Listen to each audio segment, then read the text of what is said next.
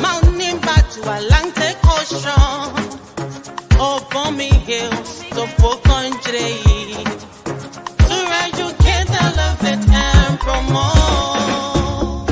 Yeah, focus on Liberia, for Liberia, Liberia, for Liberia, yeah. From Monday to Sunday, from Monday to Sunday, it's focus on Liberia.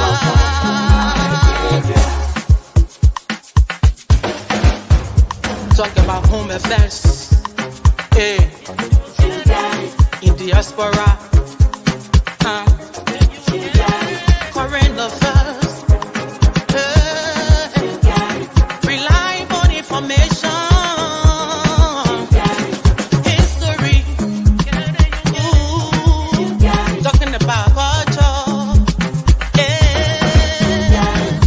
politics, education, entertainment, business, sports, advertisement, articulation. Focus on Liberia. Focus on Liberia. Focus on Liberia. From Monday to Sunday. Focus on. Hello, ladies and gentlemen, and welcome to Friday Night Debate on Focus on Liberia. My name is Dennis Jar, and we are broadcasting from Atlanta, Georgia. In tonight's edition of Friday Night Debate, we're going to be doing something out of the ordinary. My panelists going to bring up their own issues that we're going to debate, and it's called What Catch Your Hat. When I say What Catch Your Hat, what are those things in Liberia, to be specific, that you are most excited about, or that you are frustrated about, that we want to talk about, all the things that concern you the most, that you want to talk about, and then we saw you on so we can debate it. So, what catch your hat is our topic tonight. What is that thing that you are so excited about that you can't even wait to go to Liberia, or the thing that annoys you the most about what's going on in the country? We want to invite all our viewers from across the globe. This is Friday Night Debate, and this is the only place that I know where we debate the issue our discussion based on the issue. So let me welcome, joining me is Father Elijah B. Washington. Father Washington, welcome to the show. Thank you, Dennis. It's great to be here. Thanks for having me. It's excellent time to be able to share the platform with my team brothers from our country. So thank you for having me. Thank you. Let me also welcome Attorney Wanda Conyane Freeman. Attorney, welcome to the show. What catch your hat? Well, thank you very much. I guess we'll be finding out very soon. Let me also welcome the man the self-styled strong black eye supporter, Mr. Aliyu Kamara. Welcome, sir. I'm excited, Dennis. Look, I am so excited for the land where my umbilical cord is buried. Good things are happening. Thanks for having me. Thank you. We want to welcome all our viewers across the globe. If you are watching us, what catch your hat? And we spell that Ketch. What is the thing that you are most excited about or frustrated about, or that interests you, that bothers you, or that excites you? We want to talk about that. Let me start with Father Washington. Let's get into it. Father Washington, what catches your hat? I mean, what catches my heart is that one time on this very platform, I did say that my country first. A lot of people like, oh, what do you mean about that? But every time I see people get excited, and their excitement just for a short period, people are excited that somebody's going to change their lives. People are excited that new breeds of Liberians are in government. They're going to bring about reform and transformation to our country. They're going to be selfless and do the good of the people. But it just became the same old story. So for me, that's what bleeds my heart. That nothing is fundamentally going to change in our country, because it's just the culture. It's just the culture. People they kind of very deceptive. They want to come in government, so they give all these false impression that they're going to bring this change, and people never learn from their history and just get excited about them. And then when they get there, nothing changes. They do the same thing. They do the same thing for themselves and their family. You know, they don't care about people. So for me, that's something that bleeds my heart. And I don't know when it's going to change, but it just becomes the vicious cycle. It keeps happening all of the time, and people don't learn from it. And you know, they keep voting the same people. So I don't know when things are going to change in our country. Thank you. And let me ask you, and the panelists who can join in if they have questions or if they can buttress. It's a free-flowing discussion tonight. So when you say nothing is changing, what specifically are you pinpointing? What has remained the same? You mean I live in Bannersville and I still live it. What really are you talking about when you say nothing is changing? When I talk about changes, I'm talking about governance that uplift the people. And you know that the people pay their taxes, and the taxes are used for their common good. And a few people just try to pocket the people money, just steal from the people. And you know, that's the thing that have never changed in our country. When you look at the budget, you look at allocations, and you look at what people get in, it's like, if you put all these few little monies, like where I work, I mean, they pay for my mileage, but they don't pay for my vehicle. So wherever I go, they say, okay, you went 4 or 5 miles. So at the end of the month, they pay for my mileage, but it's in my personal car, my personal vehicle that I use. Is that something that elaborate? I mean, they're like, okay, we're gonna map our country up in such a way that, hey, government employees, you use your own car, and we pay for your mileage. You pay for where you went and what you were doing, and so that the money will be used for the good of the people. And you know, and when you see some of the things that are happening in our country, the money that people are spent on things that are not supposed to spend the money on, and the poor people are just there, it hurts my heart. And that's where I think the transformation is not taking place here. Thank you. Let me welcome Mr. J. Victor Nambi. J. Victor, welcome to the show. Thank you, Dennis. Hey, guys. It's good to be here. And you heard Father Washington say, nothing is changing. Agree or disagree? That's what Ketch said. No, I absolutely agree. I don't see anything changing as yet. Not at all. And what is responsible for that? Well, I honestly, I wish I could give you a direct answer. I think it's a whole host of false moves by this government, a whole host of actors who seem to have gone rogue on this government, a whole host of actors acting on their own. And I'm just shocked that there doesn't seem to be, a sheriff in charge. Looks like everyone has left the reservation and is doing their own thing. And I'm just confused by that. I mean, I know we'll drill down deeper into some of these, but look, even today, I saw some vehicles rolling in at the I think National Police headquarters or something like that as a gift. 20 police vehicles. I understand 85 more to come. Who gives anybody anything free as a gift? How does that happen? There's no free lunch. We all know that. Well, what is the story behind these things? What is the story behind the 285 pieces of yellow machine? We don't know that yet. What is the story behind the buses? So this government came in and promised to govern in a fashion that would not be business as usual. But we see anything but. If anything, I think there's retrogression if I should, be honest. Yeah, thank you. Let me hear from Aliyu on changes. It's a business as usual. I am so excited. I am so excited that I have a president that only leads by action and not by words. I am very excited, man. Look, listen, I feel so good. I know we'll come to your excitement. I just want you to respond here are some of the things. Here are some of the reasons why the government is doing so well through Honorable Bwakai. He has slashed his salary almost in half. And this time it's not going to be those things as usual where people slash their salary and nobody see that. We see the yellow machine right now as we speak. For the first time, our Armed Forces of Liberia Engineering Department is going to be a part of our reconstruction. They are getting ready to roll out plans to put these guys in the various butchers and highways to get these roads grilled. Our police, as we speak, In fact, we're talking about 25 vehicles, but we actually have inside information that there is 60 more somewhere coming.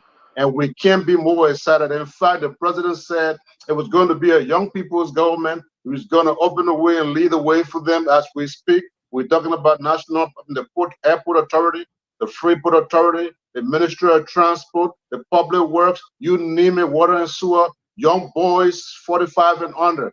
And we're getting there. We're really, really getting there. The president has decided he's going to continue the work and let the pundits pundit. Thank you. Thank you. I mean, I just respond to that. You know, no, before you respond, I just want to, Mr. Kamara. Yeah.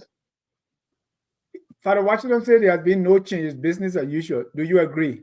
No, I just show you instances where it's not business as usual. Thank you, Father Washington. You say you have something to counter. I think there's something in ethics we call the end does not justify the means. You can achieve a good end, but if the means that is used to achieve that end is evil, it makes the act itself to be evil.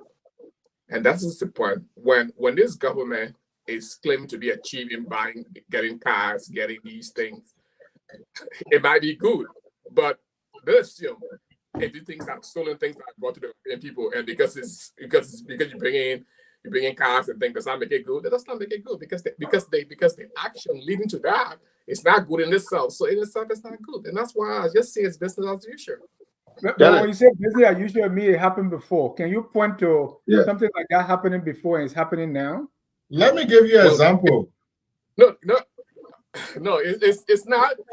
We're not talking about a specific fact that car has come. No, the fact that things are happening that has not been explained. There's no paper to show that hey, these things were given to us like Victor said. Nobody's going to give you anything free. Not even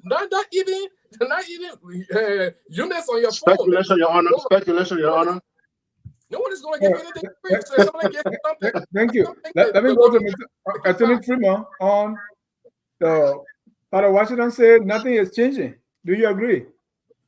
Oh yeah, I mean, there are systemic issues with Liberia, going from the constitution to its governance systems. And like I said sometime on my blog, it doesn't matter if we are governed by the McLeans or we are governed by the Wisses. If those governance issues are not addressed, the poverty, unemployment, and destitution that we see in Liberia will continue. I also, but today is not a day for the governance issues. I want to talk more on accountability and transparency issues. That's what Ketch you have? Yes. Go ahead. Okay. So this government came to power brandishing transparency and accountability and suggesting that they were going to make people account. And you know, when we talk about development, it's always laughable when people go out and they say, oh, we bring buses, we bring cars. You can even bring 1,000 cars. If there are no accountability, they will be damaged and destroyed and will be back to poverty. How many buses have MTA now received? The police have received, you know, hundreds of cars. At the end of the day, because there are no accountabilities, you know, all those cars break down and people go to the police station to buy parts. So accountability is a cardinal issue. And on the issue of accountability, I think the Bwaka government is being very disappointing. For example, the U.S. government charged at least 9 of our compatriots with crimes and ban them from the U.S. and put them on sanctions. The government is under obligation to investigate those allegations. For Christ's sake, the U.S. government and the Federal Department of Justice, they don't make trivial allegations. You know, in a year, I think in the past year, they made like 70,000 charges against U.S. citizens and other people alike. And at least 90% of those people confess to the charges and plead guilty. The other 10%, at least 80% of them are found guilty in a court of law. So we're talking about 98% success rate. These are the very people that charge people like Prince Johnson, Nukwe, Abochie, and other people with offenses against Liberia. And this government has gone 7 months and there is no sign that they are going to investigate. Absolutely no sign. This is very unfortunate and it's unfair to the Liberian people. I also want to raise the issue of accountability at the House of Legislature. We are complaining of accountability issue, but the main reason is because those guys have never been audited. The idea that somebody can take millions of Liberian dollars, and I have tabulated up to now, between 2006 to now, that's $800 million, all expended without accountability.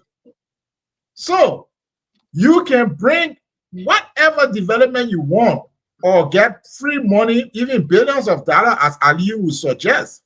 You can even bring billions. But if you bring billions in a country that got so much leakages, it's never going to help. In fact, the money will land right back in the US, in Switzerland, and in the UK and other places because the corruption is just too high. So we are approaching Liberia's development situation from the wrong perspective. Not development first, no. It's accountability first, transparency first. Then you get development. That's the way we should go about it. Dennis. So hold on, let me bring in Abu Dukle. Mr. Dukle, please put your phone in landscape view. We can have you, turn it around sideways, please. And that's why when you come on time, we can fix all these things. Yeah. So you go to rotate mode and then you put it in landscape. Yeah. No, I want to ask him. So you are saying in areas that are developed, right? I mean, there is no development in a form of government where the people are dictators or they are not transparent. They are not. The president does everything. Are you implying that there is no development? Well, the form of government is not that much a factor in the development trajectory. It's the issue of accountability. So you can have a autocracy, you can have accountability, you can have it in a democracy, you can have it in any other structure, but there must be accountability. For example, if we give maybe $10,000 to somebody to carry some action on behalf of the government, it doesn't matter if they are in an autocracy, democracy, or any other cracy, they should be able to account for that fund. What we have is a situation where the legislature will use millions and millions of dollars, almost approaching $1 billion, and at no point in time have they been audited. And Bouaka, for example, has said nothing. He has done nothing, and there is absolutely no sign that he's going to do anything. The only sign that we see, for example, was in the case of the NSA. By the way, they receive $10 million every year, and they too never get audited. Come on, tell me, if I give somebody $10 million and tell them you will never be audited, what do you think that person will do with that money? So, going about bringing cars, bringing yellow machine, bringing even the whole World Bank, you can bring it in Liberia. If there is no transparency and there is no accountability, the whole World Bank will be empty and Liberia will still be poor. Thank you. Thank you. And to that point, Ali, before you come in, Comfort Henry is saying 2010 there were MTA buses in Liberia. Where are those buses today? Ali, you wanted to respond to Kanye? Yeah. First of all, let me just say I think I agree with most of the things he's saying, except for the part that he's determining. The dog barking at himself. Except for the fact that he determining what Joseph Boakai will do in 5 years. I don't know how he knows that, but I think what I see him do tonight is actually giving a positive suggestion and positive criticism for the most part. But what I can tell you is the government has priority issue at this particular point in time. As we speak, just a few weeks ago, a lady walking in Banner Bay Junction in almost broad daylight, just a little late in the night, she was stabbed to death, and nobody could help her because there was no way how police could get there. We see scenarios in Liberia where people call the police for emergency, the police ask them to pay for gasoline and to charter their own vehicles. So right now, what we need right now is now who America indicted at this particular point right now. That is just the issue. Auditing is going on in all of these bureaus and ministries in due time. But right now, the priority issue right now, we need farm to market road right now. We need war and economic crimes code right now. We need the police in all crime infested community, especially in urban areas. That is the hard issue, and I think the government is doing the right thing at this particular point in time. The details, the legal part, the ethic, as my brother Washington is saying, we will get into that. But right now, let's bring peace in people's homes. Yeah, right. So it doesn't work that way. Yeah. First of all, I say to you that what we need now is a government that will institute accountability and stop embarrassing us by begging all over the place for resources that you are squandering. You take $45,000 for each legislator and buy vehicles for them every 3 years. If you take $45,000 times 103 legislators, that's almost $500,000. Do you know how many police cars $500,000 can buy for our country? Mr. Kamara, are you really being I speak serious? for the executive. Say that again. I speak for the executive. Well, you should speak for the government. The executive does not function in isolation. It's the whole government. Then And go the after the budget, executive. They that got their own laws. the budget that the legislature is using as an excuse to plunder the country is crafted by I the have no executive. control over those. You gotta let me speak. You gotta let me speak. The budget originates from the executive. The legislature only what? Appropriate the budget, but that budget originates from the executive. Let So the if people you want take care to of that. Ali, can you? I'll go ahead when you're done. So we go over the place here. We bring you these things. There are no explanation. How are we getting these things? What are the conditions? What are we selling in exchange for these things? Who's paying for these things? Don't you think those are questions that are relevant to this government? You know, now the president came in and brought 285 pieces of machine without explanation. Now he's gone back to the legislature. He wants $54 million for 30 pieces that are in the country. For what? For what? Are you telling me 30 pieces of machine will cost $1.8 million a piece? Because that's what you get if you divide 54 million by 30 pieces. So what kind of government is this, Mr. Kamara, that you continue Okay, let me tell you what kind of government it is. You're a decent man, and I don't really believe for a minute you believe most of what you're saying. If you mean well, you will advise this government to change its ways. Terence, I need to be contained. They're going in the wrong direction. There are a lot of us who really are rooting for this government. We want them to succeed, but they continue to do all the dumb stuff that they're not supposed to do. All the stuff that we criticize, that they criticized yesterday, they continue to do the same thing every day. Every day. And we come on here and you want us to do what? To pretend like it is not happening, and we continue to say what? Why don't we speak the truth? I mean, let's be honest here. Where is the money that Amara said he was sending back to the National Bank? I mean, these are the moral senators in the legislature that we all look up to. Where is the money that Amara was supposed to send back to the National Bank? Where is the money? Where is Dillon doing with the people's money? They went to Buchanan here and squandered $275,000 plus $290,000. That's $460-something thousand. For what? I mean, let's be honest. Let's be honest. We have friends in the government. We understand that. And we want them to succeed. But we also have friends and brothers and relatives and sisters who are suffering in the streets of Monrovia and Liberia, who could really use the help that this money they're squandering could deliver to them. Thank you. Ali, you will talk, but let's take turns. I'm fired up, man. I'm fired up. No, you can go ahead. You can go I think what no, it's not Ali time to speak. Let Ali word. Ali, we gotta. I know you are fired up, and government. We talk about government. You know, from third grade, we know that 3 branches of government. So you can say, "Oh, I speak for Bwaka. I don't speak for this one." But let me tell you why I said that. We want us to. The discussion here is about what is happening in our country, and one branch cannot run government. Let me tell you why I said that. Okay, I didn't need to wait. I didn't need to wait. Yeah, but Go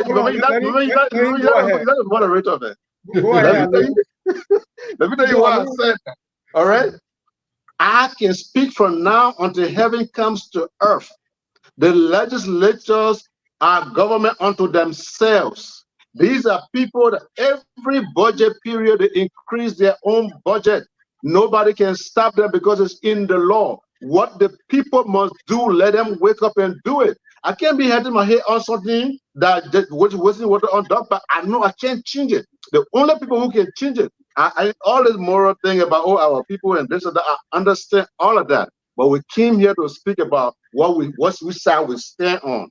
And the side that I'm standing on is that I see the government fighting a system that has been built upon government include the legislators. That's what I want you to get, right? No, but you see that getting my point. I'm not excluding the legislature. That's not what I'm doing. So when it comes to the legislator, is there business as usual that Washington said? Yeah, but we know it's worse than business as usual at the legislature. But what he's doing is he's attributing what the legislature is doing to Joseph Barker as well. That's not how it works. So let me explain why I attributed it to him. So they assume that the budget is formulated by the executive and they send to the legislature and they send it back to the president for signature. He says, no, you see, now I'm cutting my salary. If you guys don't cut your salary, I'm not going to sign it. I will leave you and the people to decide I want. Let's see what will happen. Okay, what will happen is the president will not get anything done because they will veto. That's not true. That's not true. That's not true. No, I squash your back. So when they bring the machines, that's it. They say, when they bring the machines and they are not aware, they won't say anything because they know that time is coming that the president wouldn't do anything about it. That will make the government be corrupt, and that's what we say. It's just business as usual. And I'd like to remind Mr. Kamara here that in the absence of the budget, the government has available to it 1/12 of that budget. That's over $14 million. So don't say the government can't do anything. This president can let me finish. This president can veto the budget and send it back until it is done. He doesn't do that. He doesn't. Why? Because the budget that was recast actually increases his budget. Yeah, he may cut his salary by 40% or whatever that is. Whatever that is. Why can't he cut all the ministers' salary? Why can't he cut the people he hired? But Dennis, just a quick point. Let me go just a quick point. Look, Waka is able to cut his budget. When Waka sent his people to South Africa to go and negotiate a $50 million deal, you see, right? And get whatever kickbacks that he's supposed to get, he can come out and say he cut his budget. Okay, for Christ's sake, our country run on laws. So when we pass the budget, you operate with the budget. You cannot go outside the budget, go negotiate and engage the country up to $50 million, you alone, just you and your staff. And then you come back and impose it on us. Because even if Barker were to leave the scene today, we'll be responsible to pay those debts. So all that talk about he's giving up 40%. 40%, why? If you go and negotiate $50 in procurement and you finish taking your cut, you can even decide that you're not taking pay for the rest of your 6 years. Thank you. Mr. Nabe, what catch your hat? I mean, some of it we're already talking about, Dennis. I'm really kind of concerned about all of these arrangements that the government is making all over the place without any explanation. And then we really do deserve. They have to. It is our right to know what our government is doing on our behalf or against our interest. The council just indicated, the budget is the law when the budget is passed. How does the president go outside of the budget? How does he negotiate almost 300 pieces of yellow machines without legislative involvement? The legislature is supposed to approve these contracts. I believe that's how it works. So what is the explanation for this? There is none. I don't think we have any. And then he comes back, he wants over $50 million to pay for these machines because they're already in country. So we have that situation which is unresolved. Yeah. Then we heard that 300 buses that are coming into the country, I think the first 2 pieces or whatever it is. Well, what are the details of the arrangement again? Where are these coming from? How much are they going to cost us? Who's paying for this? How are we paying for this? So there is a budget that has already been passed, and these are coming out after the budget has been passed. Now, just today, as I was indicating to you, it is alleged that some 105 vehicles are coming into the country. I think 20 of them were brought in today at the police. Outside the budget, of course. Or outside of the budget, I presume, because those are not captured. I mean, it's just sheer illegality. Where the thing is that everything does not have to come through the budget. If somebody gets no, you are wrong. Once you pass the budget, it has to pass through the budget. If it doesn't, you have to send for a supplementary budget. Which the president is demonstrating to be doing now. There's no point in passing a budget and then going outside the budget to engage the country. No, it doesn't happen that way. You must request for a supplementary budget. No, not necessarily. The thing is go ahead, Washington. Why you disagree? Yeah, my point is that's why we need to know where it's from. Everything does not have to come from the budget. What are you talking? No, why? Hold on. You can have a budget, and this is a budget, and somebody comes and say, "Hey, this is what I want to give you." Does that have to go through your budget? That donation, that's a different thing. Why you make it? No, that's hold on. That's exactly the point. That's exactly the point. That if it's a donation, does not have to go through the budget. That's why we need to know where it's from. So the thing go through the budget, that's what you make it. That's why you're in error. I'm saying that it can be a donation. It can be a donation. So what is the point? So when hold on. I want to bring in Aliyu. Aliyu, does it make sense to know the sources of these things that are coming in? Yellow machine, buses, cars, and all that. We know the source. We know the source of the cars. We know the source of the yellow machine. We know that the cars are donations from two people. One from Ghana, he donated 25. I know about another 65 that's coming in, and that's both from Korea and some other place. And listen, we are excited to receive these things. We'll tell you where they come from. We'll show you that it was not paid for by government, and whatever surrogate wants to say, let them say. But Dennis, the fact of the matter is there are allocations made through the Ministry of Public Works and the road funds to buy equipment. If they don't have sufficient money, we will have conversation with the House of Legislature. If it means that we have to recast the budget, we will recast the budget and get this thing done. Dennis, we don't care about criticism at this point in time. This country has to be developed. I will be glad to see the source of this information that Mr. Kamara is providing to us. I like to see that budgetary item in the budget. But I tell you this, there are reports that there are people who are interested in some of our natural resources, including the Wologisi mines. And these people, it is believed, are massaging our government officials so that they can get sweetheart deals to these resources. This is why it is critical for this government to explain to us what it is doing. Because when the 6 years or 12 years are up, whatever they are negotiating, as the councillor just said, remains our responsibility. We have Firestone right there on our heads. I mean, there are several other bad deals that have been negotiated by previous governments. I don't think this government is negotiating in bad faith. Otherwise, if they're not, let them show us the documentation. We have a right to see those. Just a second, Dennis. all these assumptions that people want to take Wologisi, people want to take Putu Martin, these are all assumptions. But if you really believe these things, the president of Liberia cannot sign any concession with those mountains without going to the legislatures. If they give all the cards they want to give us, and the legislature say the deal is bad, what's going to happen? So go talk to your legislature. I have not said that the government has signed a deal. I said there are people who are reportedly negotiating.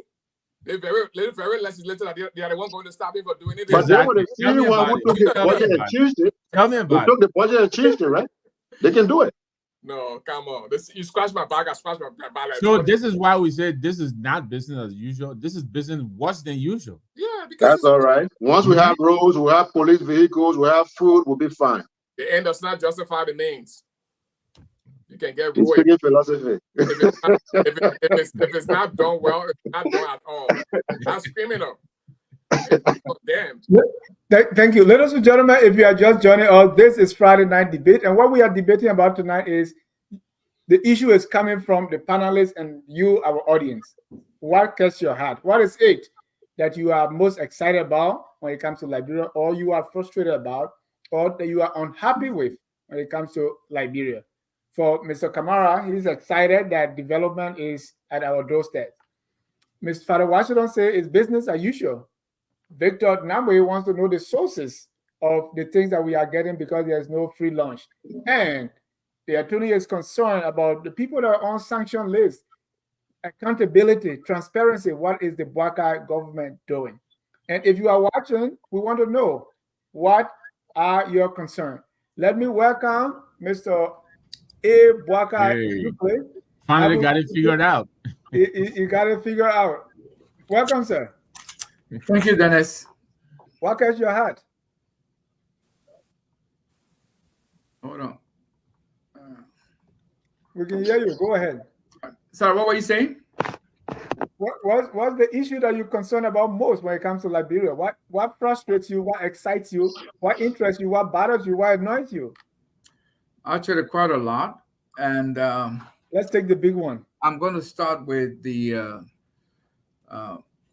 one that is really been bothering me, not only for this government, but for previous governments as well.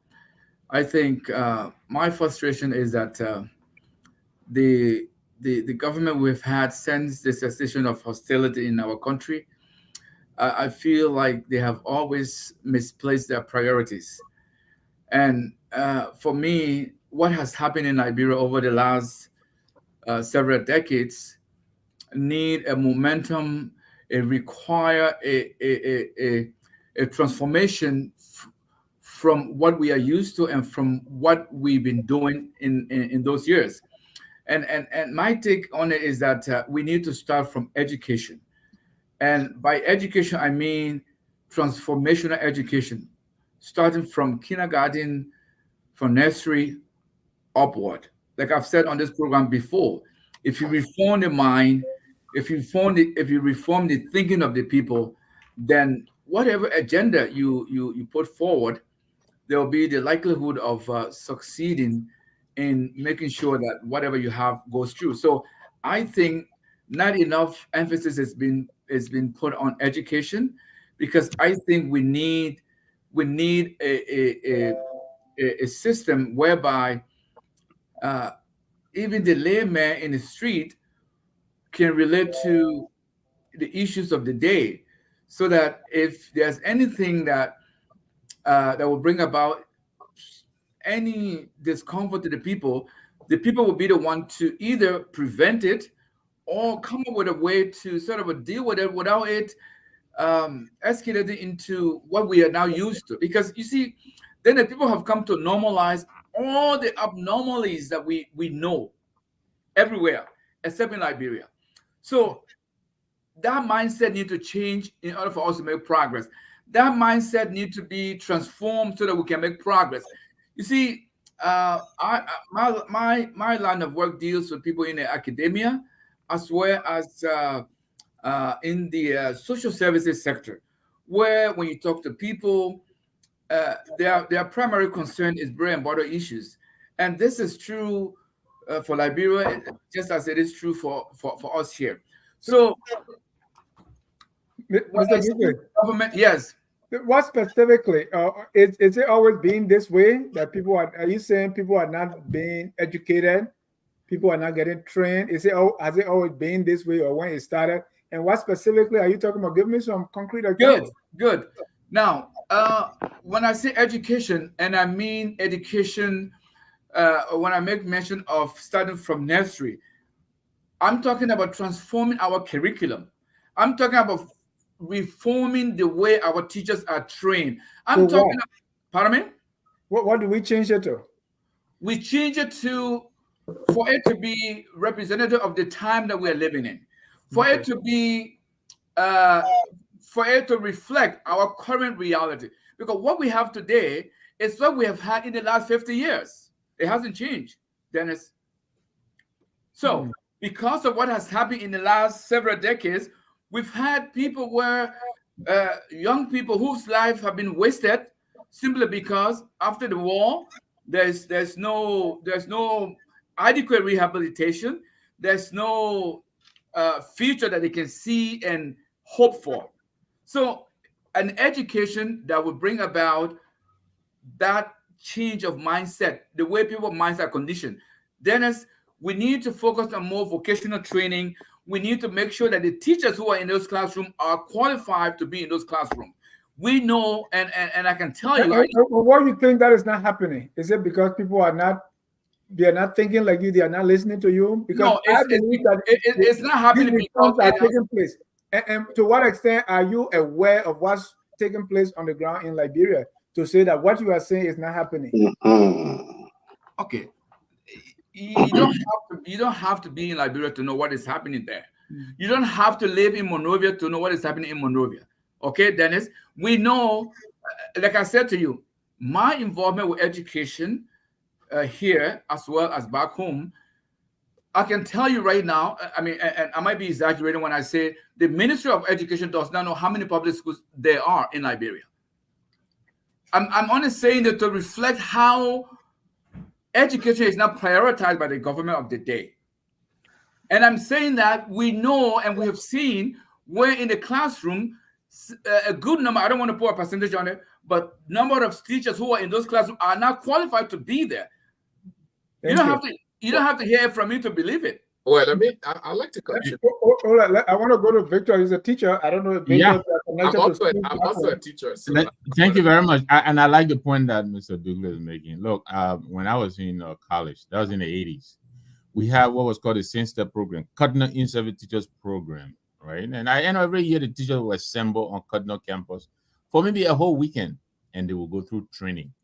In this country, there is continuous training. We call that professional development. Yes. The object here is not to fire teachers or to shame teachers, but is where the teacher has weaknesses, you pinpoint those weaknesses and help the teacher improve. This is why professional development is designed. So teachers we go through almost every other month. We set a day aside, the students leave early, teachers assemble. We bring experts in, or we talk among ourselves. We debate the best practices, what is ailing our institution. We find ways to resolve those problems. I don't think that is happening today in Liberia. No. There are a lot of young people who are going into the classroom, but like Mr. Douglas, and some of them are not prepared. Some of them are going in because they love the profession, but there are a good number of them who are going in simply because they need a job. So, okay, they come in there, they don't have the requisite training. Then it is the job of the administrators to make sure to mold those teachers into the teachers that they want them to be. But a good number of our young kids go to these schools and they are taught by teachers who are not prepared. In some cases, who don't want to be there, but they're there because they have to get paid. So yeah, there is a lot that could be done, and I think the continuous training of teachers is one of the places that we can start. I mean, let's not even talk about the lack of resources. What is our teachers working with? I mean, I work with a district in where I'm from. I got from Barrow, all the way in the deep of Maryland County.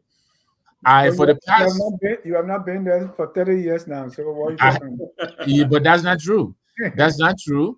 I haven't been there, but not 30 years. But I'm in Monrovia almost twice a year over the past 4 years. I'm in contact with the people who are there. And the DEO, we talk all the time. Basic things that the teachers don't have. Basic things. And the ministry, I am not sure, Mr. Douglas said, the minister may not know how many public schools are there. But I just think the administrators are overwhelmed. Teachers are not being paid well, and so the reports we're getting is most of the teachers, they sign up with three different institutions. They go into the Ministry of Education school, they sign in, and they sign out. They go into the private school, where the private school is fenced in, and that's where they spend the day, but they get paid on the government payroll. So there's a whole lot that's going on.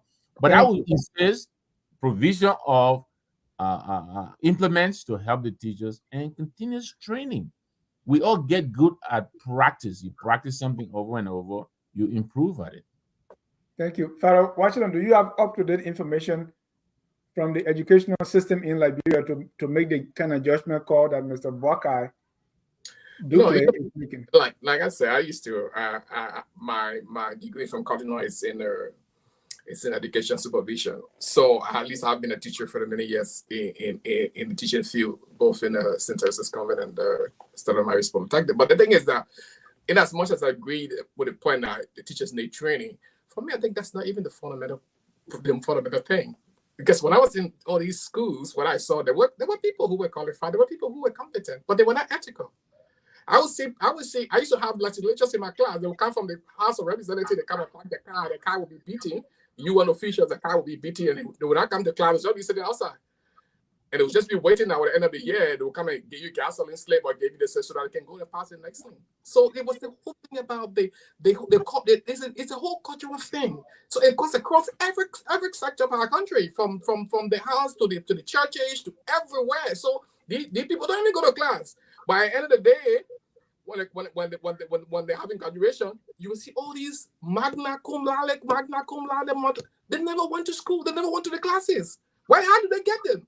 The very teachers who are there, it's not because they're not trained, but like I said, they're not being paid. And so they're not ethical. They just kind of go and say, okay, oh, you didn't come to the class, I'm going to give you this grade, and then let them go. So that's the problem of our education system. It's not that the people, it's not merely about the teachers. It's about the system. The people are so corrupt that students don't learn anything, but they get magna cum laude. Somebody else, and at the end of the day, they're sending the CV and they say, oh, I got a magna cum laude in this university. And they never even went to the school. They never even went to class. And as a result of that, there are college graduates who cannot write a lot of applications. And that's the thing. It's not just training of the teachers, but it's just a system. It's just a culture. That's like one time I said on the same show that, hey, the way to transform our society, like you said, education, our young people, like teaching them from the beginning that, hey, this thing is not the way to go. I remember when I was a kid, we used to go to our teachers, they were sent out to their farm to go and work on their farms. And like, why do we have to go and work on your farm? And you cut your grass, you call all the teachers in the children in the class, you can't help me to cut the wood. So the same thing in the universities here. I'm not in cutting down. They used to say sometimes the teacher would say, oh, he's not coming to class today. Oh, there was one day I remember one time they said, oh, the guy said he does not want to give a test. We can put something together. He will not even get all the tests. I mean, come on. Let me go to Alio. I mean, education is a big deal. Yeah. In our country. Alio, what's your take on this? Before Alio comes in, I'm sorry, but then the root cause of all of this is the corruption. And I hope we'll talk about the legislature tonight, because Jimmy Eastman had put that on, but he's not here tonight. And I think we should look at it. The continual pillaging of our coffers by this do-nothing legislature. Because if the funding was available, some of these problems we're having, we wouldn't have them. So you can go to Mr. Kamara, but I hope we'll have some time to talk about what these people are doing to our country. Ali, you went to school in Lofa, Monrovia, or Basel? I went to school better places. But if I start naming, you not get time for it. But let me just, but Lofa is not one of them, of course. But let me just say a couple of things here. We cannot always just dump the country in a way that are not factual. We say for the last, Douglas over there said for the last 50 years, nothing has changed. No, that's not true. All right. He said the Minister of Education don't even know how many public schools in the country. How can you say that on national TV? Then he said we need to open vocational education, this and that. Dennis, go to Liberia, say you want babe, one horse, and just out for missing up. 50 missioners were paid for that one contract. People be, in fact, the price will go so low, you will wonder how it happened. Just say you want to electrify your house. See how many electricians will put up. What has been happening over the years when we went to school as kids, you saw the quality of education. So it couldn't be the last 50 years. That is so far from the truth. What has been happening over the most recent time is our education, though, has always been directed towards public jobs. You go to college, you do political science, public administration, government, this and that. So we need to redirect our education in mass in areas of STEM. You understand? The reason why somebody sat in this country and discovered light bulb is because of the form of education that he was being directed to. Now how to run the legislature. Those are the things we go to school for. So we need to start making more emphasis on the things that make you invent things from an extra physicist perspective instead of running government. Everything we learn is about government, sociology, human services, psychology. Those are the problems, and these are the kind of teaching we should do. We cannot negate the fact that we have all the different TTRs, and these universities have special programs in their school to prepare people. In fact, there were some students graduating from University of Liberia, and other places who were very good. They were prepared as teachers to teach their fellow students, and when they left from there and went to the high school to teach chemistry, biology, physics, they were good. I am telling you, most of the biology knowledge I have here, I got it from Liberia. From Liberia. Let me come in there. Let me come in there. Dennis, just a point of correction. Hold on, Buckeye. And I call you Buckeye for a reason. Ali, you raised a very important point, right? That we are training people. So how do we de-incentivize? I have a pressing point to that. That's why I wanted to speak. People go into the public sector. Because if all the millionaires we have in Liberia, if 80% of the millionaires we have in Liberia today, they are from the legislators, why would start somebody from going to government? Even if I did chemistry, physics, biology, I want to go to the house. Yeah. So how do you de-incentivize people going in public office? Because that's the place you can steal without being held accountable. Dennis, it's so simple. For me, I'm a common sense man. You know, and I'm one of the educated people. I'm a very common sense man. If you make the House of the Legislature by constitution unattractive, you make ministry. For instance, you go to the House of the Legislature, you can't make more than $1,500, and you have no benefit. You have no car. You are serving your people. You are a public servant. I guarantee you. If you redirect, you go to the university or other colleges and say government has scholarship. Don't just make university free. You spoil a university. Government has scholarship for only science and technology and engineering students, free of charge. You do those things, you import the best instructor. Stop sending children abroad to go to school. They're not coming back because you cannot incentivize them. Ali, I really like you. So what role can the president play in achieving what you just spoke about? They were in Burkina Faso. I will tell you exactly what role I will just put everything on the president. Because the president can do whatever he wants. We have a Republican form of government. What role the president can play? The president can play a symbolic role in that. No. Listen to me now. Let me finish. He's not a ceremonial president. Let me finish. You can say that symbolic role. Listen to me. Let me finish. Hold on, Victor. We got it somewhere. The president can play a role, but he has to be supported by this gentleman way. He has to be supported by those people up that hill. He must be supported by those people up that hill. They got to bring their own rope to tie them. Let me go to. Dennis. That's what I'm saying. We put the development issues ahead of the accountability, justice, and transparency issue. And we have been doing that for the past, I don't know how many years. Some people, you could go 50, you could go 100 years, whatever. And that is why we continue to remain in poverty. For example, we're giving the example of what Baga just did. He took his, maybe, Saju or whatever she was, and sent her to negotiate $50 million contract to come and impose on Liberia.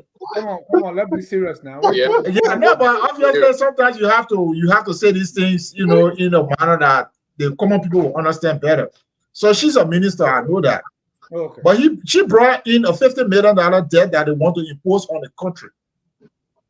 That's poverty.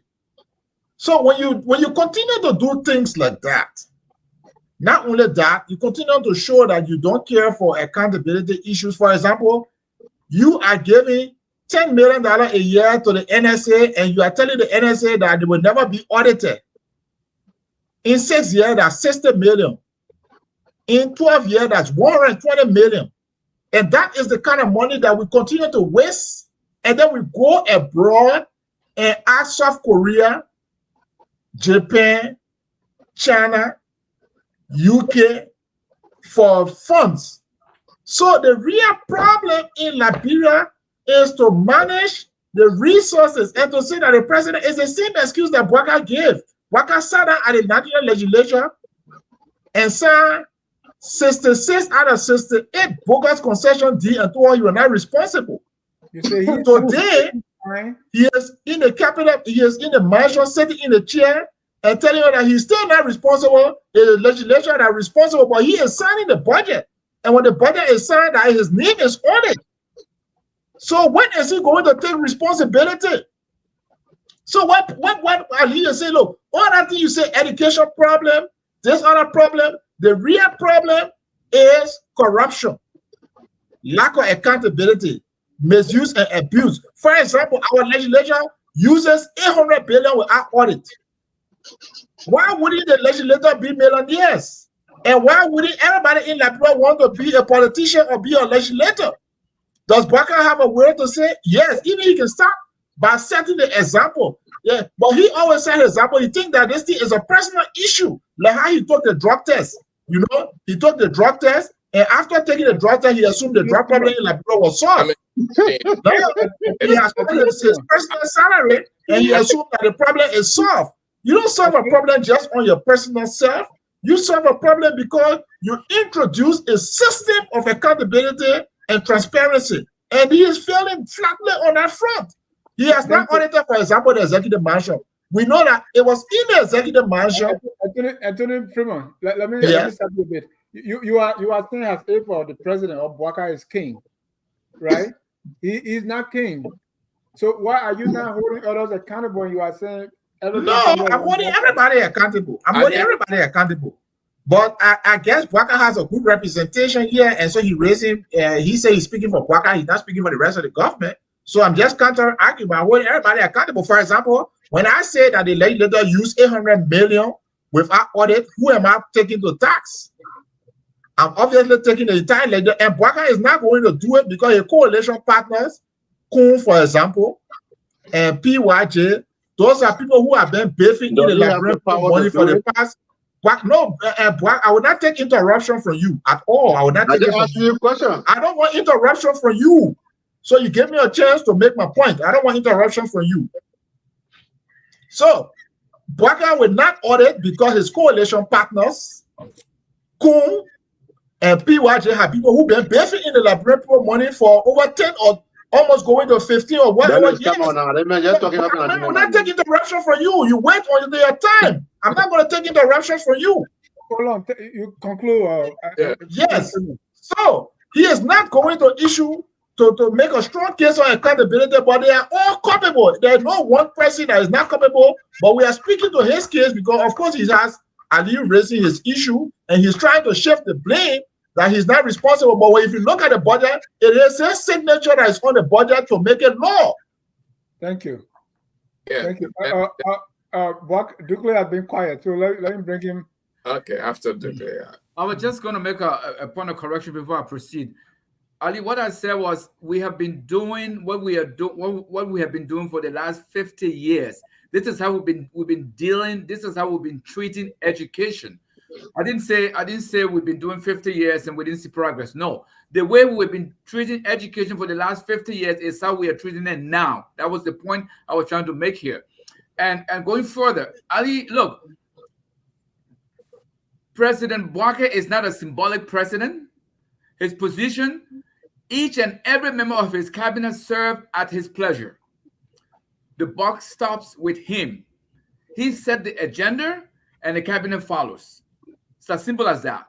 Now, and I did not only put it entirely on the current government. I was just talking about how our mind needs to be reconditioned to reflect our current reality. And part of that has to do with corruption, the way we view ourselves in our communities, in our schools, in our legislature, etc. And that's why I'm talking about transformative mentality. Where, and I was just, if you recall, I said mention an example here how if you go, you see kids here in the park, they are walking their dog, they have a plastic bag. They know that they have to clean after that dog. Where did that come from? They were taught that wherever they, either in kindergarten, elementary, whatever they are, that you have to clean after your dog, wherever you take your dog in the park, to follow the bylaw of whatever they are. That's the kind of conditioning I'm reflecting to. So that in everything we do, it should reflect our current reality. So by not paying attention, by not giving the Department of Education the requisite attention that it deserves, is one of the reasons we are where we are today. Yeah, Thank you. Yeah, Father Washington. Yeah, and I think that's a silly and a beautiful point. Education will always be fundamental to teaching our children from early age, what they need to do, because our society is so corrupt that the executive will formulate the budget, they put the money in there, the legislatures will go and put it in their own place, and even if they are corrupt and they are found guilty, they go to the judiciary, give them some money, and they free them. So it's just the whole cycle of things. So it's not just the legislature or the executive branch, it's the whole branch of government. Because the very people who are in the legislature, who are corrupt, who are held culpable, they went there and said, okay, take me to court. That's a big thing, like, bro. Oh, take me to court. When I went to court, I won the case. How did you win the case in the first place? There is money that you stole, that was the same money you gave to the judges, you went and gave to the pastors, you went and gave it to the pastors, and then maybe Father of the Year. So it's just this whole society. And the whole society is just like that. So nothing. That's why I just come back to my point is that it's just the same thing. It's just recycling of our whole society. Just things, nothing changing. I mean, people just keep doing the same thing. You just put new people. They just put on new share. Just cosmetic. Put on new share. Pretend to be new people, and the same thing is just happening. Dennis, 30 seconds. You know how long 30 seconds is? Just 30 seconds. Father Washington is the holy guy we got on the platform here. Father Washington has just alluded to my point in a way. He said just new clothes, just a clothes. Then the guy who was just shouting, General Anthony Freeman, he said a lot of stuff that Barker cannot make it about him. When he show example, nobody's gonna follow it. It's just a personal thing. It don't mean anything. So what I am saying to you, when I say symbolically Barker can do something, you have to look at it holistically, Dennis. When you say that there's going to be scholarship for kids that are involved with science, technology, and engineering, and the government is going to pay for it free, the money has to come from somewhere. How can we get this money if lawmakers are allocating specifically $150,000 for each of them to have their own project in their counties where they don't go to? Where do we take this money from? So we need the lawmakers, gentlemen, the fight in Liberia today, the place the example can start from for funding and other things in that country to get that country running is right on Capitol Hill. That's where the problem is. The major problem in that place started from the days of Amos Sawyer until it came down to now, where they incentivized the Capitol Hall. Remember, my old man Musa Goni was in the Capitol building. They barely took $1,000 a month back during some of the time. Barely $1,000. It was during the Amos Sawyer time and up that these guys started benefiting all kinds of stuff. So what they do every year, they increase it. Every year they increase it. How much is going to go to the schools? Who was taking pay in that place? But what he did was he adopted a system that this guy took to their advantage. They weren't taking real pay, but they were incentivized. For instance, gasoline, right? That's or cars, or housing allowance. So these guys, what they did, they multiplied by 60 or 100. That's what they're doing now. Even up to Charles Taylor time, they were still not making money. It was under President that he started making this. No, Charles Taylor was an economist. He was a much better president in many ways. They were not making much money, but I mean, Sally and her people moving forward, they amplify it. That's what I'm saying. That's why I wanted to correct. But let's go to the legislature because we keep mentioning them, and that's what Jimmy was going to talk about. So just to tell you, and I like this graph because the basic salary for a senator, basic salary, that basically excluding allowances, $245,000 per year, and $245,000 meaning $122 per hour. I don't know how many of you make that on this. Not me. Okay. We also see that Funati Kofa, when he was representative, not speaker, his gross salary for being representative $204,600, which translates into $102 per hour. And we are in America, so you can relate to per hour. Senator Kuhn, $240,000 per year, excluding his allowance. Allowances alone will be $24,000. $240,000 translate into $120 a year. Joseph Liman Boakai has vice president, $350,112, which translates into $175 per hour. Victor, you said this was something that Ketch had to talk to me. Yes, Dennis. You know, I first of all, quickly, I disagree with Mr. Kamara that the president is a ceremonial president. Quite far from the truth. No, I didn't say that. The president is not a ceremonial president. There's a lot that this president could do that other president before him could have also done. And our disappointment is that this president still has not found it. Now, the legislature, you just put up some of the graphics there. Those are some of the concerns. How does anybody make $245,000 in Liberia? Right? How is that possible? I mean, just look around you when you're making that kind of salary and look at the people in the streets, right? And you really feel good about that. But look, the bad news is they feel that is not even sufficient for them. Edwin Snow is on record by saying that he's not paid enough. They feel they're not paid enough. First of all, we allow them to set their own salaries. I think that's a mistake. And I agree with Martin Colley and others who say that we believe at this time we need a commission, an independent commission that will set these people's salary. I think it's wrong to leave it to them to set their own salary. That's a mistake. So every year, someone asking me, so why Funati salary, right? This is coming from Funati declaration, asset declaration. It's coming from Boakai's asset declaration and Kuhn asset declaration. And then the 245,000 is coming from the draft budget. That's for every senator. So just to be clear. Carlos Gray and Darius Dillon have been going back and forth for years because Darius Dillon, when he was coming, he said, hey, what you are doing, you are taking this money. It's too much. When I get there, I'm not going to do it. What happens?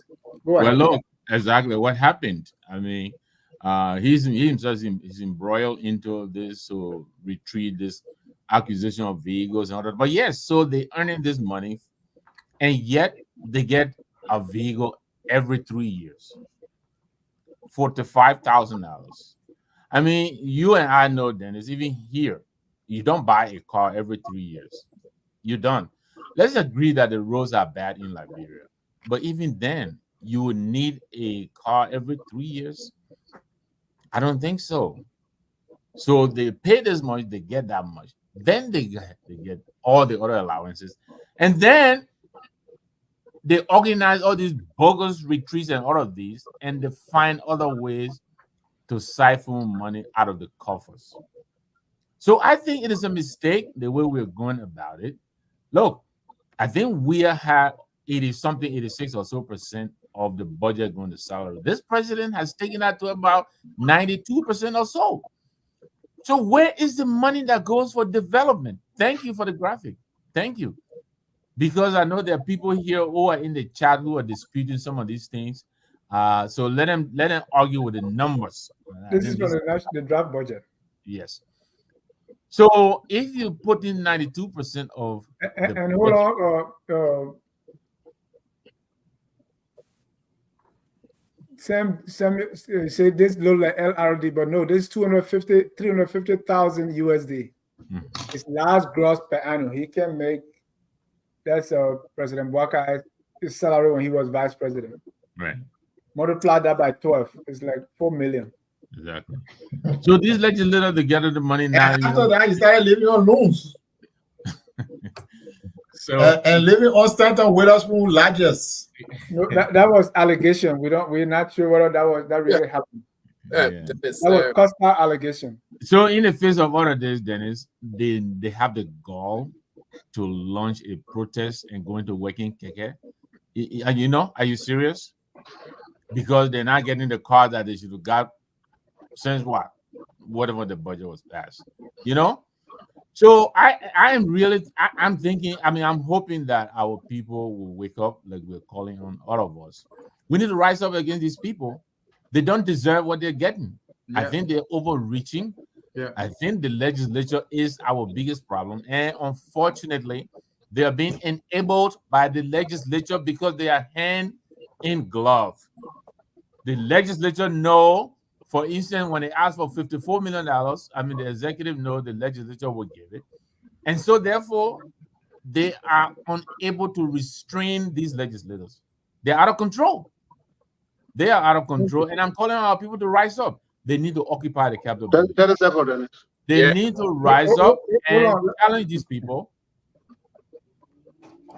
Yeah, and I think so. And for me, I think I agree. I think our people need to rise up, and I think our people need to get up. Yeah, nobody's going to do it for us, by the way. Nobody. Because the thing is that we had one. What does rise up mean? Because rise up means is that if you can cut your salary, you will not work.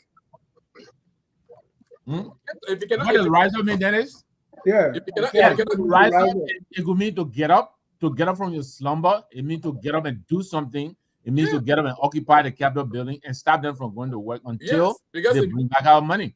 Yes. The money they just paid in Basel, they said they were bringing it back. How many of them have brought that money back? They know we will forget it in about a week or two and we'll move on to something else. They were also informing on the other day. They spent all that money. I want to ask this question. Let's assume the president who's not cutting his salary in the next budget says that all legislators, your salary will be $2,000. Right. And he sends it to them, and they say, "Oh, we're not going to accept it."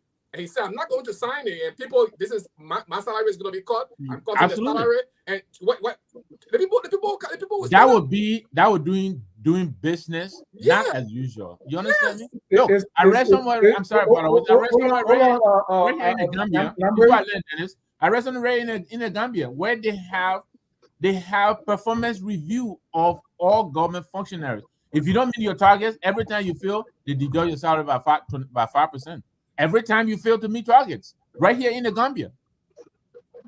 Why can't we ever do anything differently? I know. Thank you. That's called a bullet pulpit. Let me announce that if you want to join the conversation, to tell us what tool is bothering you or you are excited about, the number is 605-313-6004. The code is 791-403#. Aliyu, you go. Yes, Dennis. Let me clarify this for the audience, because I know veteran and we will continue to push on it. I did not say Joseph Boakai was a symbolic president. You are asking me a specific question. You just said the president goes with the system. He's just a ceremonial president. That's what you said. But let me explain myself now.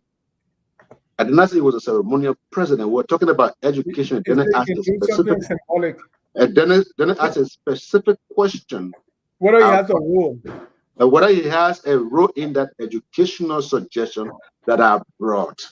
And I said, yes, he can do something there symbolically, but the House of Legislature has to do something. And people are saying here also that the president can do this, the president can do that. Look, Joseph Boakai works in action, not in talking. Why did these guys demonstrate these few days with the kekes? Because the finance ministry, who does the finance minister work for? The finance ministry has refused to give the guy that money. Okay, so some things are happening, but they're happening differently. Maybe they're not happening the way we wanted to happen. But Joseph Boakai speaks through action. Not true. Not true. Thank you. And you say because they were complaining, say the Senate got their money and they haven't gotten their money. The Senate has not gotten any money for a car yet. But then it's to a point, they don't need to have money for cars. If you recall, they passed the final version of the budget. They failed to make it publish. Okay. And then they started spending on the budget that they refused to make public. I mean, this is just sad. I mean, the leadership is so deplorable. You know, you have an obligation, you pass a budget, let the public know. You don't publish it, But now you're making requests. You made a request for 700,000 and you took it to Buchanan and you spend it. It's very sad. Give it to them, And that's what Burger is having issue with now. The fact that Burger cut his salary is telling you he wants them to do it too. It's going to work out, but it's not going to work out the way Freeman wanted to work out like a GR. No, it's going to work out differently. You watch the papi. Papi get away. It's sly.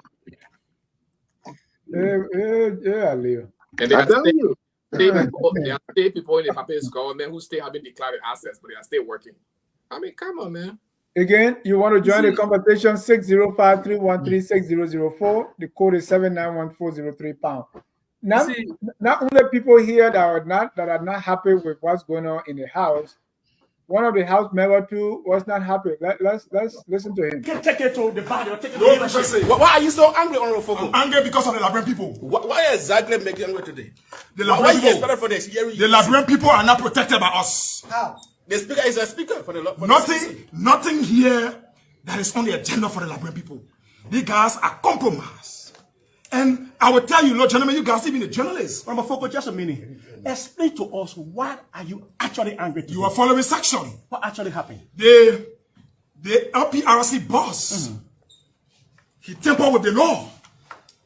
He tampered with the law. He took money that he was not authorized to take by law. And he came, it was compromised by the legislature. So who are the Liberian people depending on now? Who are the Liberian people depending on? So, who are we depending on? In your doing, when you say compromised, this legislature. It was compromised. It's about a CDC. A CDC. I'm talking about Liberia. No, but Liberia is above everything. Liberia is above United Party. Liberia is above CDC. Liberia is above ANC, and Liberia is above any political party. Honorable Fogo, you are saying getting angry emotionally. I'm emotional. After you pushed for the special arts committee, which was not done. Why were you pushing for the special arts committee? Yes, because we need witnesses to make sure that this process, that the law is respected. That's what we want. What were they different from the committee? Yes. Wow. If we cannot prioritize the Liberian people interests, for which we were sent here from the 73 districts, we should burn that session. Are you serious? Are you going to I'm very serious about it. To burn down. I'm telling you that if the Liberian people, JFK got issue, even our staff force at Capitol Building, there is no bus to take them home. There is no bus to bring them. There is no health protection for them. No insurance here for them. Now look at JFK. Now look at Redemption Hospital. Now look at the teachers. Are we looking at the University of Liberia? The children don't have chairs to sit in at the University of Liberia. Now look at public schools, Takmeha, and other public schools in Liberia. So they are not taken into consideration. For that reason, your police are corrupt. They are a bunch of nicopoos. Chief, will burn down. I am telling you that we will burn down this section if these people don't work for the Liberian people. What difference? That's nonsense. All right, yeah. Go ahead, Elijah. You have the floor. Yeah, I think that's not the way. That's not a way you bring about reform. Reform has to show from your own action. If he's serious about what he's saying, let's see it from what he does. It's not just getting over it. People, this guy just keep doing this thing over and over. The same thing Yeke was doing, just a bit of buy popular sentiments. I mean, that's not the way we do about reform. To say, oh, well, the people didn't get it. What is you are the one there? What are you doing to make the people have access to the things that they don't have? You know, just coming on and say, oh, the people not doing it. That's not the way to go. For me, I think that's just BS. I'm not going to support people like that. You know, Father, I couldn't agree with you more. He can start by first returning the $45,000. You know, he can start by returning. He can start by returning the money they gave him at Farmington at the hotel. He can start with those little things, and then I think we'll all follow him. But for now, all of that is grandstanding. You know. Yes. But he's speaking exactly what you are saying, right? What you talk about? No, but that's not. We're talking, and then we don't want him to speak it. We want him to act it, to do it. It look like Mr. Douglas doesn't agree. No. I mean, we can't all speak at the same time, Dennis. Look, what you saw exhibited there is exactly what is wrong with them. It's all talk, no action. Yeah. And it's all play into the public sentiment of what we all know to be the facts. So to come out on TV there and this is all, you know, for the camera. Yeah, for TV consumption. The best way we can believe them, let us see their actions. Like Brother Nagwe just said, return the $45,000 you just received, and ask your colleagues to also do the same thing. Then we'll know you need business. And Dennis, I've said it here before on this program. Liberia shouldn't be going what it's going through right now. Liberia is not as poor as people make it to be. All the waste, all the unnecessary spending that is going on or have been going on over the years, if we can just arrest 50% of it, and with a leader who is determined to see Liberia progress, then trust me, it doesn't take a rocket science to see Liberia transform to what it should be. I mean, if Paul Kagame can do it in less than 30 years, why can't Liberia do it? Rwanda doesn't have any natural resources.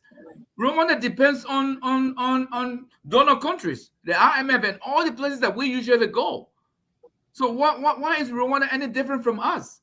Because Rwanda has the leader who is developmentally conscious, who is wanting to leave an everlasting legacy for the generation that hasn't even been born yet in Rwanda. Because one of the things he did, Dennis, he changed the mindset. And one of the things he did in changing that mindset, you don't talk about Hutu and Tutsi. You don't talk about the genocide. We are all Rwandan first. So over the last 20 years, it has come to play. We can now see Rwandans from the two ethnic groups. You don't see them talking about ethnic Tutsi or Tutsi because of the transformation he brought in. He started with education. He changed the people's mind.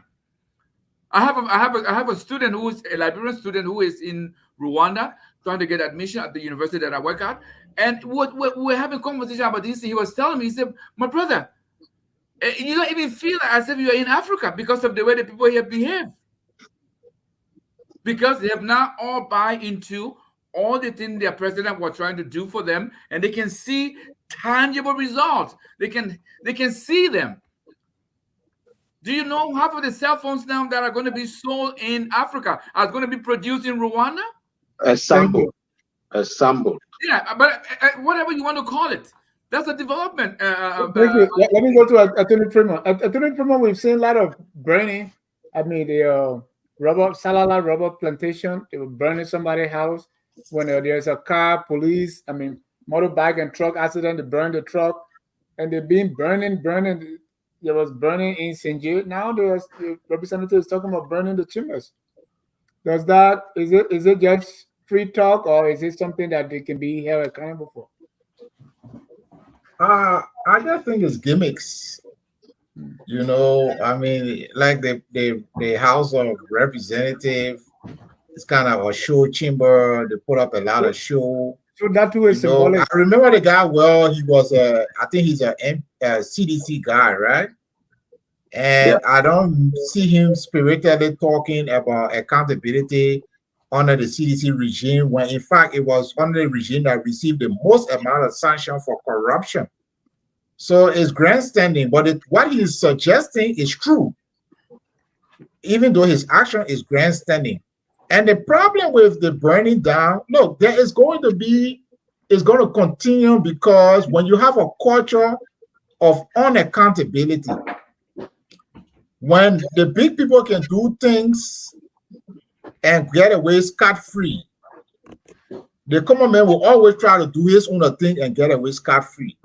So you're going to have a situation where anytime somebody has a grievance, they are going to try to vandalize, because we have the big people who are committing crimes. They are not paying for it.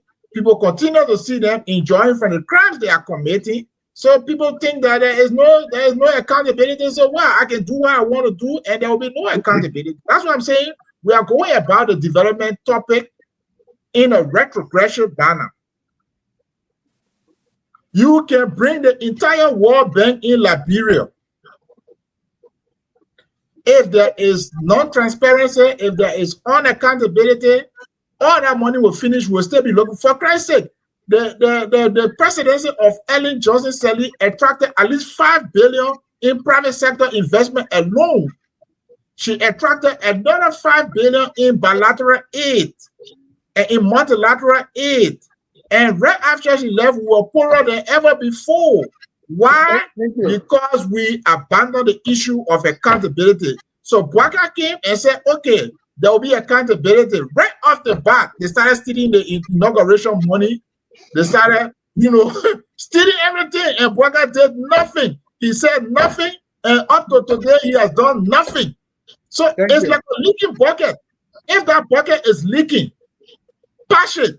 But to convince us as Aliyu and other people want us to believe that they can go to China, they will pay for car, they can go to Morocco, they will pay for airplane, they can go to the other place, they will pay for train, and when it comes to Labrador, it will be mismanaged, it will be misappropriated, vandalized, and the corporate will go scot-free. For example, they are working with Nathaniel McGill now. They are working with Nathaniel McGill, Amache, and other people. Why? These are people who should be giving account to Liberia for the millions of dollars they took. Probably in the process of asset recovery, we will get millions from them. But if you don't initiate the discussion, if you don't initiate the interrogation and the investigation, how is that going to work? Thank you, Attorney Freeman. We have our callers, but before they come on, let me just go to Aliyu. Aliyu, Yeke Koluba did the same thing that Safoko is doing, and he was celebrated. Why are you not celebrating Safoko? I never celebrated Yeke Kolba. I think voting for Yeke Kolba alone sometimes tells us as per our people, our people, I want to be respectful, but people decision making. A guy like Yeke Kolba should never have been elected, even for the first time. I know Yeke Kolba around that Center Street area. When he was SOD commander at one of the police detachment over there, he was a horror. He was a fearful guy. He was SOD commander over there. But then is anytime I want to show, please bring Anthony Freeman. I like the guy. I like how he can just throw the topics then around. It's great. Then is look, what we are going to do in this administration. Not me, I said actually. What Joseph Bwaka and some of his people are going to do in this administration is to, in order to get certain things done, some unorthodox things will be done. People will complain. We're aware that some systems will be bypassed. Because if we are waiting for the legislature to come to their senses and make decisions that are based on nationalism or patriotism, we're not having that. Joseph Bwaka prepared the first budget and sent it to those guys. Those guys took that budget and changed it. They increased everything that was there except for basic social services. Add a few dollars onto agriculture, and that was it. Joseph Bwaka also sent it back to them. But people say, oh, they didn't publish a thing. They didn't publish it. The legislature had that budget for a lengthy period of time because Joseph Bwaka did not agree with certain things. I keep telling you, the POPs is not on social media. Now, people say the Liberian people must stand up. I keep pointing at up the hill. Liberian people must stand up. You can bring Barack Obama as president of Liberia. No, you need to use the bullet pulpit for them to stand up. But thank you. Let me bring in the colors. Our first caller is Hassan Kone. Hassan, you're live. Yeah, good afternoon. Good evening, Dennis. What catch your hat? The question is, are we inferior? Are we inferior group of people? Are we not able to implement what we learn? That's the thing that bothers me all the time when I see us, right, struggling to even make light electricity for our people, even to stop to red light. We can't even fix traffic. I've been seeing a lot of commentators be talking about PvP and we should implement this, we should create this, all of that. I said I can think to myself, we can't even follow basic traffic rules. We make laws to drive in opposite lane. Right? So all the things that we're talking about, all of it, and one more thing is like I don't see the difference between Safoko and Aliyu Kamara or even Mr. Kimin, because as long as we continue to contradict ourselves, right, we always got to look at ourselves.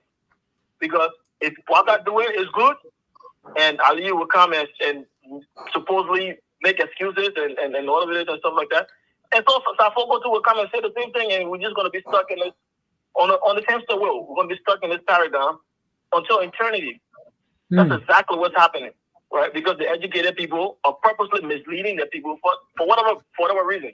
But apparently, we want Labrador to be developed, but we can't say the truth when it's happening or right before our eyes. So, like I said, I will always put it right back to us. It's our fault. It's always going to be our fault because I feel like we're inferior people. We can't go to school and learn and implement what we learn. Right? We can pass laws that make sense, and we all live in Western culture. We see how to do it. Right? I don't know how many people it has to put together to say, or how to create light or follow traffic rules or trash. We haven't even figured out what trash. I don't know what we throw trash in Labrador. If anybody can answer that question, please. We don't know what we put in our trash. So I don't know what the senator can put the trash in. But Thank you. So we're talking big things. Let's do the basics. Let's do the small things. Right. At least I did learn how to stay in line, right? Thank you. Let's stand in line at the airport, right? All right, sorry, Dennis. Thank you. Let me go to Evans Morris. Evans, what catch your hat? What catch my hat? I was just thinking about it. Let me just kind of piggyback on what Conan was saying. Look, hello to you and hello to the panelists also. Safoko, he's no Yage Koluba. He lacks the consistency and the genuity. That's the word, genuity. So he lacks those two things. So he's trying to, proffer himself to be somebody who is the champion of the people. And really, in fact, if you follow his history, before he became representative from Monserrato, he had those tendencies. But once he got in the House, he became lackadaisical. He became comfortable with power, and he lost some of that sting that he had that propelled him to become a representative. So he had that inkling of activism, political activism. But now he's trying to put himself in that position, and really, he lacks the genuity. Most people don't think he's genuine. But what really catch my heart is the cars that I saw. People posting all on Facebook that Labrador has new police vehicles. I don't know if there's a lot of them. I saw a few of them, I think maybe around the EW area, painted freshly, which is good. We need those, those cars. We need equipment for our police officers. But that same problem comes into place. How do we procure them? Do we go through the regular process? Is this another gift from a benevolent donator or somebody who is a philanthropist and is helping our country and our president? How do we get them? So for those of us who live here, we can see the little things that will help improve the lives of our people, and we say, well, it's good for the people. But if you're breaking the laws to do good, if you're becoming Robin Hood, stealing from one place to help the poor, is it really in the best interest of the people? Rule of law is paramount. So if you're doing good but you're breaking the law, then it's a net zero. So for me, I think the president, he's still doing things almost like a dictator. He's almost taking his time from Doho, where he was a major in the army. Maybe he's bringing some of that authoritarianism with him. And that's one of the things that catch my eye. I guess we'll talk about it over the weekend, but really, that was a ceremonial rank. So he was not an army man. I know, Mr. Jai, you gotta tell me, I know, but still, he's showing semblance of lawlessness. He's been showing it from the very beginning of his presidency, and he continued to do it. So if you guys know how we got those new police vehicles, how we procure them, who paid for it, or who donated it to our country, please tell us. Yeah, because it's all around the social media and the Unity Party, people are praising the president for bringing new vehicles for the people. And lastly, before I leave, Mr. Kamara saying that the government should keep people in the country and not to send them abroad. I agree with you 100%. I really do. I agree with you 100%. So this was President Boycott plan for education. If he's going to implement it and make LU, for example, or UL stronger, make our educational infrastructure stronger, that would be a big plus. He has 6 years. I think he can do it. It's still early to judge, but if he really wants to, I think he can do it. So thank you for the show. We're listening, but I think Safoko is not the guy he's trying to portray himself to be. At least he doesn't have the history of. Thank you. I think the LTA is working on the 10,000 young people for computer training. No, that's 6,000 were from Nigeria. This one at 10,000 young men trained computer literacy. That's who are coming. Let me. Oh, there's a wireless caller. Your name and where you calling from? Hello, 781 area code. Your name and where you calling from? My name is Clement Tede. I'm calling from Las Vegas. Go ahead, Clement. All right, thank you, brother. Thank you very much. I really like the show, and I want to share my view on it. Thank you. First, let me start with Sapoko. Sapoko is doing something well at people called level. Sapoko and crew in there, they on level with Labran people. Because first of all, when you want to bring the legislature, because they are not in the favor of Labran people, why the hell you going to take 45,000 and keep it? You know what, for 5,000 you can put in your district 8, like you in there? No. It's in the budget. Why you say you're cleaning up? So you on level with Labran people. You say you stop shouting around it. That's number one. Number two is from now on, I think the decision making should be along with the public. That's the only way we can make Liberia survive. Because I've seen it in Uganda. When Paul Kagame gained power, he said he will make every decision with the Ugandan people, Rwanda people. And that's what he did, that makes the legislation, the police, every government sector in Liberia, in Rwanda to be straightened up. But in Liberia, we don't do that. We only do, before we go low, we only see what's happening. But no way that we can make those decisions with the public. And I think we can do that. That will be a best way to move the country forward and crack down most of the corruption and crack down most of the things that we see people just coming up saying all type of things. And when it comes to education, we make a decision for education and without the public, and that the public going to the school. We make a decision. Yes, sir. Thank you. Thank you. I got your point. All right. Thanks for contributing. Let's take our last caller here. That's Eric Jensen. Eric Jensen, you're live. Go ahead, sir. Yeah, okay. Hello to all the panelists. I think my attention is actually going to this 45,000, but I will take it from different level. Meaning first, I don't know what CS is actually doing in among the government agencies currently, because I think this was 5,000 when we want to take it from the vehicle level with the legislatures.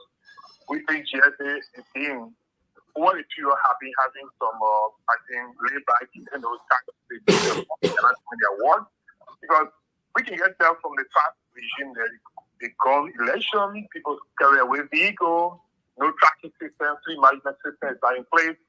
And I think they should have been help, because the recurring cost, when I saw the graph that you put up, you can see that the graph is shooting high, and the recurring cost, especially against these developmental projects and so on, government will spend on.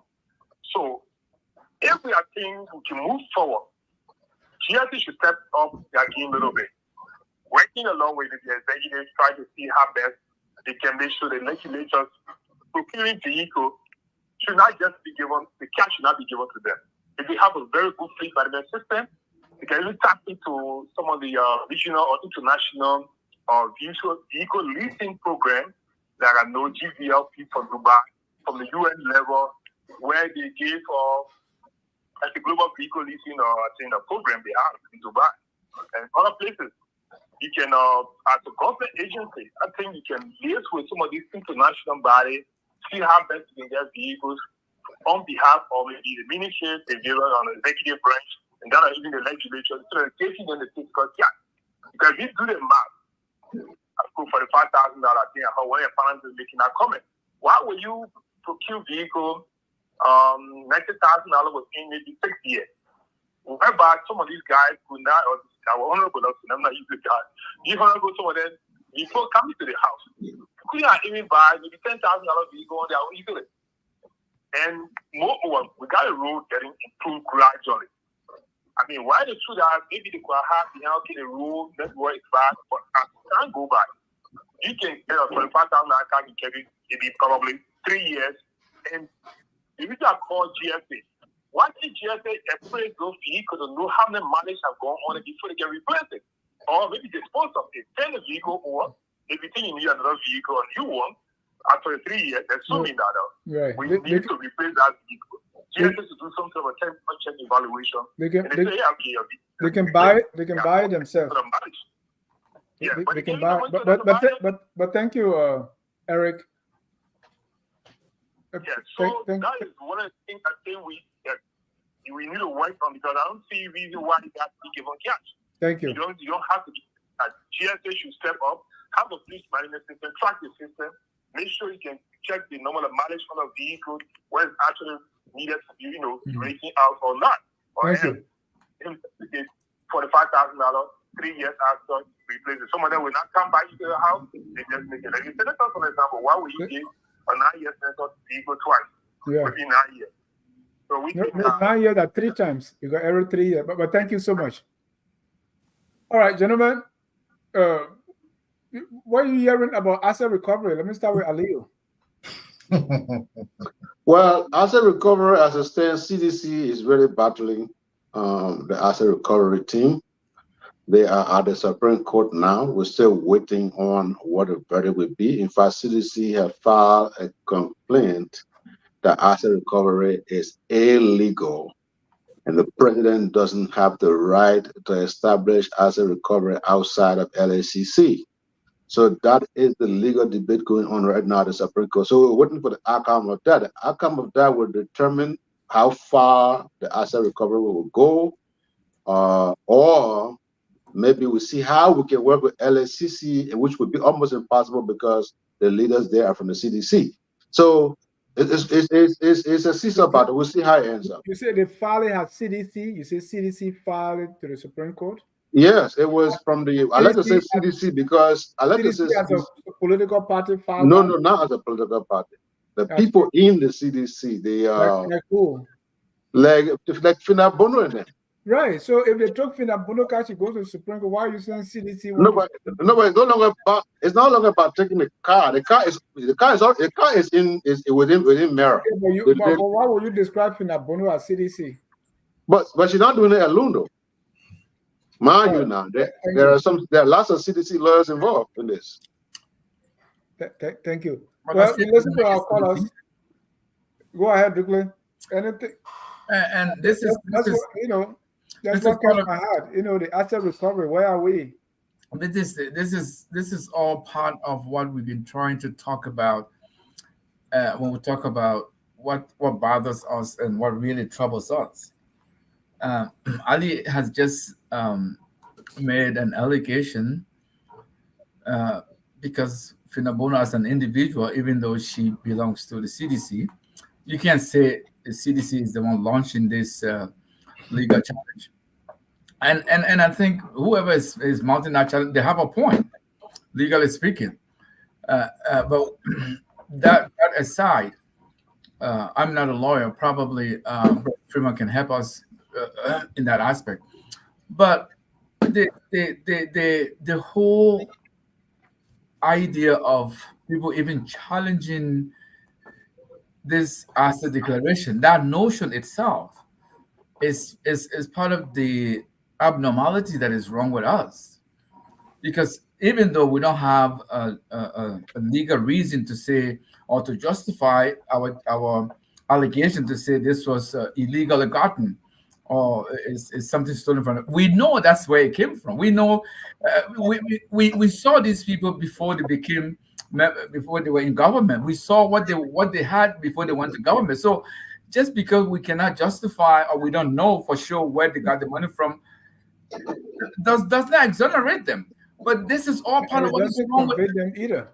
Exactly. But it goes to speak to what is wrong with us, what is wrong with our system, what is wrong with everything that we do, Dennis. And because people have not come to normalize this way of doing things, the moment you try to do the right thing, it becomes unusual, even though that is the right course of action but because we've been conditioned to these abnormalities and we've come to internalize them to be the right way of doing things, the moment somebody does something right, it's so foreign because we are so used to doing things the way we've been doing it over and over. And again, you know, so let me make a quick point on the asset verification issue. So the thing is, Dennis, we are not going to have any positive result from it because structurally it was wrong, conceptually it was wrong, even the staffing was wrong. You can't go about doing a legal or a financial investigation with somebody who is tainted.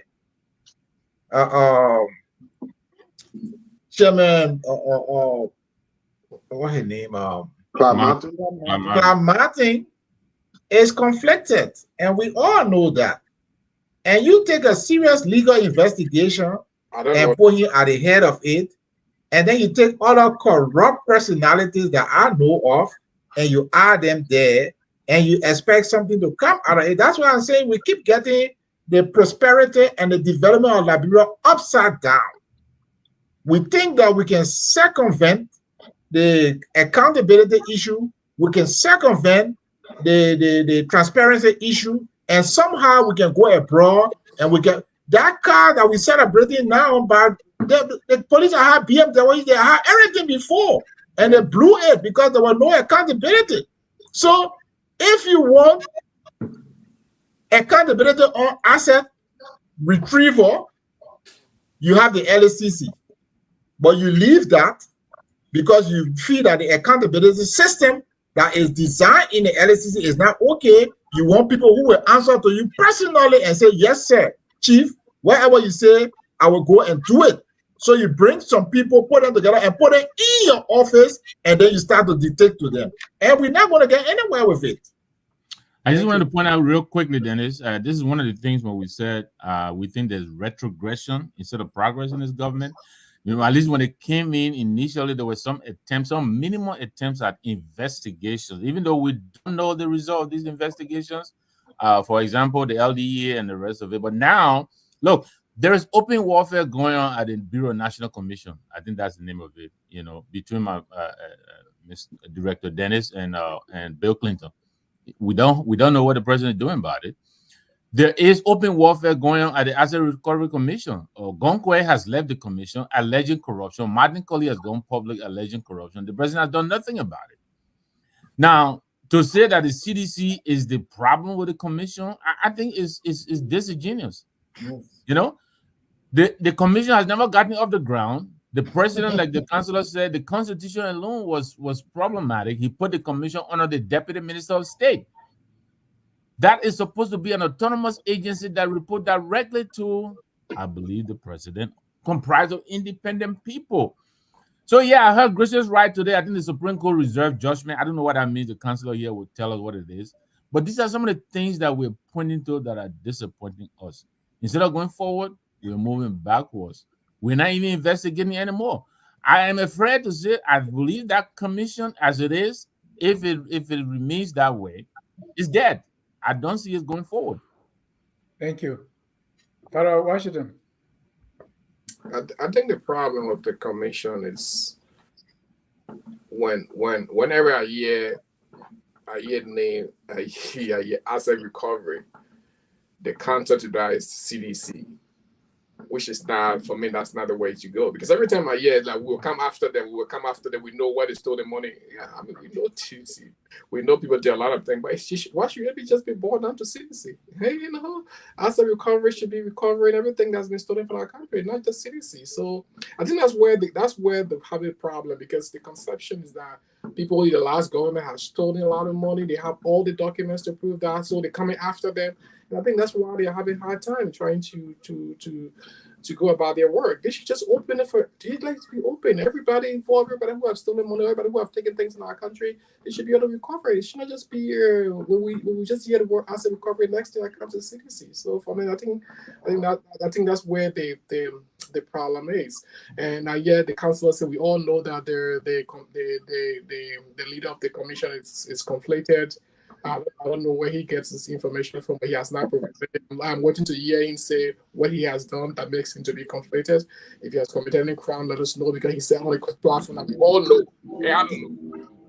Yeah, look, the fact is, when you are heading a legal investigation process or whatever, you should, one, be independent, and you should be seen to be independent. Those are two criteria. You're independent in fact, and you're independent in perception. He may be independent in fact, but he's not independent in perception because he had a public falling out with the CDC government, and so there is an issue outstanding. So even if he's trying to do the right thing, he might be perceived to be biased by the public. So that is why people like that cannot. People or by everybody? No, I'm talking about the head. That's the man you mentioned, right? No, when I asked you the question was that you said that he should be independent as a president and from in fact and in perception. So if I just let me make a point. If I'm coming to audit you, right? Structure the question for you. Yeah. How is he independent in perception? Explain that to me. No, he's not independent in perception because. Explain what it means to be independent in perception. Okay, independent in perception means that you should not have a public situation that is clear that you have a bone to pick with this person. Okay, like for example, maybe you split with your wife. Okay, and now the government said, okay, we're going to audit. Then they hire you to go and investigate your wife that you have divorced, that you split with her, that you had a public spat with. You may be independent in fact. You might want to be independent, but the perception, the public knowledge that you have split with your wife, there was a big confusion and your split and your divorce cannot allow you to be perceived as being independent. So you cannot take someone like Martin, who had a public falling out with the CDC government, and making the head of an investigation. No, it's wrong. What is this qualification you call public? Because now I think it's CDC perception that you're giving us as called it public. That's not public. No, because it's public knowledge that they had a public falling out. They've been to the court and all of that. Thank you. Let me go to Dugle. I don't see it that way. Yeah. And it's true, that we all were seeing differently. But even their first move when they stood on the road and started arresting cars, that really, I don't know who advised them to do that. And the two prominent people who they took cars from were Fina Bono and the former police director. So that perception, so they fell into that perception trap. Of course, they politicized the whole thing. The council is right. I don't understand why Father Washington is pushing back against that. No, he has a point as well. He came in there with a chip on his shoulder against the CDC. Let Douglas go, and then you can. Even though Father Washington might have a point, but I also think that our learned counselor, what he said is on point, in that they were just the government that was just in power, that just lost power, and they came in, and if they're going to audit, of course they're going to audit the defeated party. And so their perception will be our perception, whether we say so or not. That's what it is. So why would that be? Because they were they were the one in charge of the government. They were the one who spent the money that they're trying to recover. So whatever we're talking about, it has to do with the CDC government. CDC government that was in power. Who put them in power? Was it not us? Right. But in a professional standpoint, that's not going to be my perception. I just give an example. Counselor, what I was trying to get at here is that when you talk about the perception, Brother Washington wanted to push back on that because it has to do with a CDC government, and Mr. Dukley, yes, if they say let the ugly people go draw water, and Bamboo say, "Oh, I can carry a heavy bucket." That's Bamboo's problem. Nobody calls his name. Yeah, Dennis, I get that point. But when the brother said that he's conflicted, obviously he is conflicted, and I think he explained it in his view what makes him conflicted. Thank you. And that's where I came strong. Victor, I want you to conclude on this so we can go. No, let me just. We want to close this within the next. Just 2 seconds. And the people who that were being conflicted are the very people who were just in power. So for them, he's conflicted because the thing that he's coming after them, and that's why they think he's conflicted. But for me, he's not. Yeah, and you have a point too. You know. Yeah. They say ugly people go draw water, then bamboo start I would say start complaining already. No, I just wanted to quickly mention, Dennis. I mean, we all know the chairman's situation with the CDC. You know how he was removed from the anti-corruption commission. So evidently, a lot of us thought he would come in with a chip on his shoulder, and right out of the gates.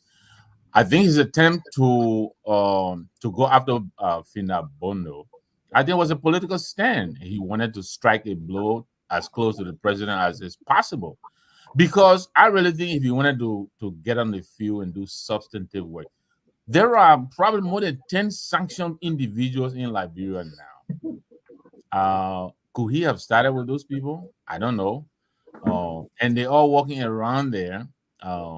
There are a lot of these people who we know that came into government and left with practically nothing from the lifestyle that they led before they came in, and some of them left with so much.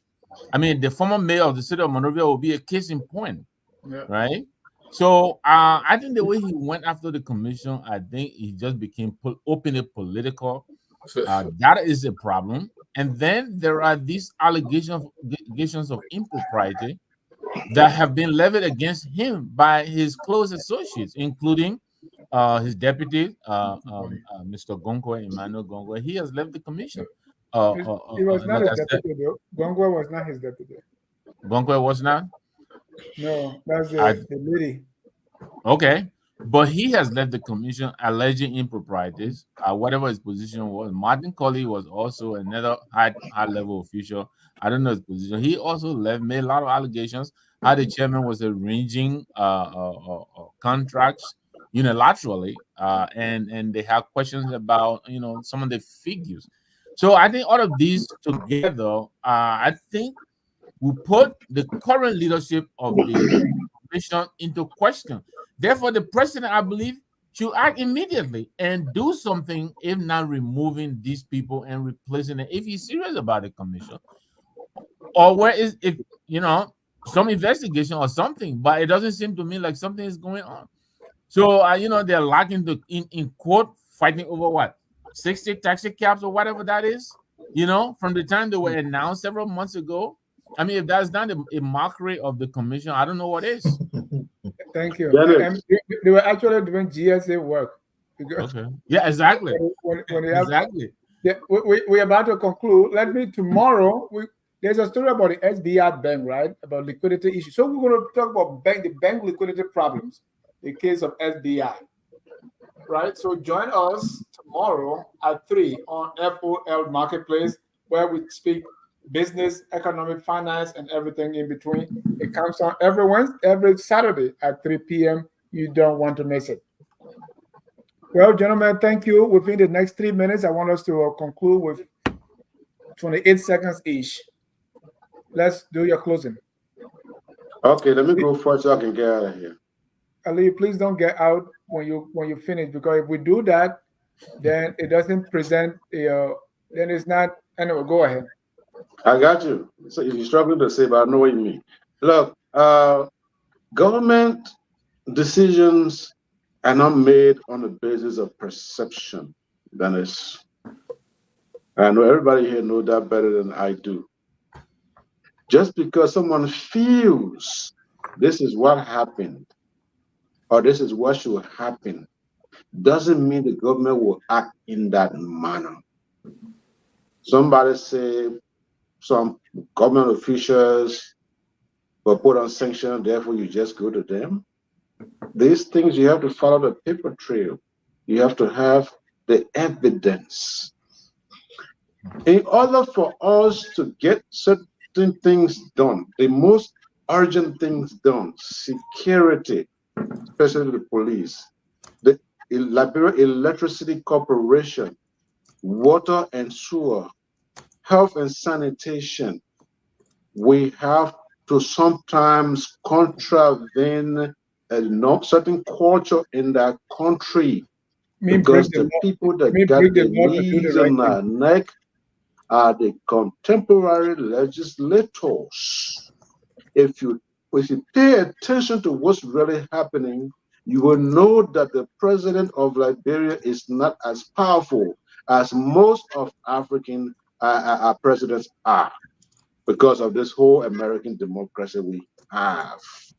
So please, I ask the people today, stand up. And it's healthy for us to criticize everyone in the government because they serve us. So I'm asking you today, in order for us to change that country, we have to change the constitution, especially the ones that make certain groups demigods. Dennis, it's been a great show. I enjoy my time here with everybody. Father Washington, thank you again. You'd like to go on AWOL. Please come back every Friday. Thanks for having me, Dennis. Thank you. Mr. Dukley, you're closing. Don't be long as Mr. Kamara.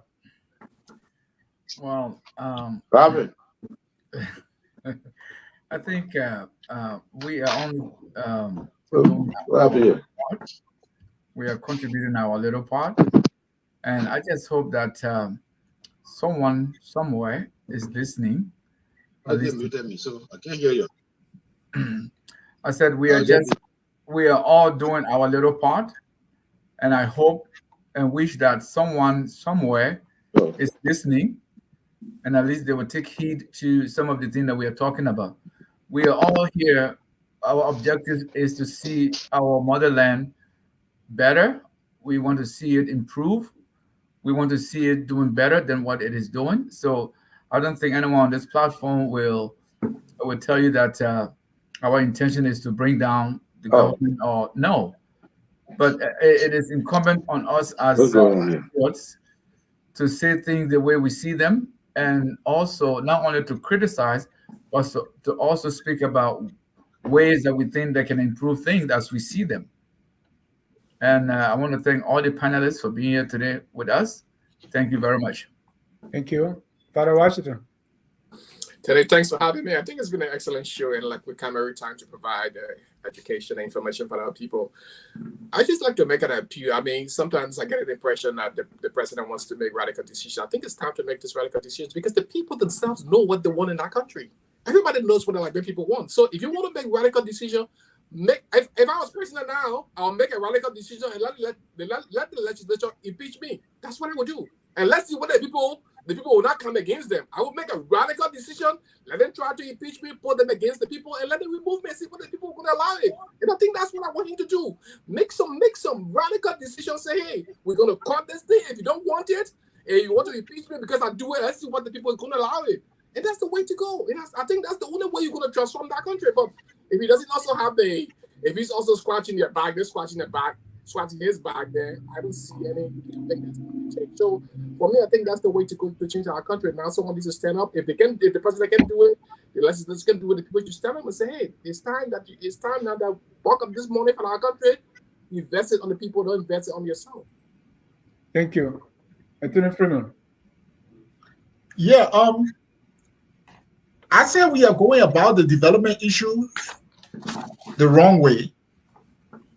We should focus on accountability and transparency. And once we solve that, we'll be able to solve a lot of things.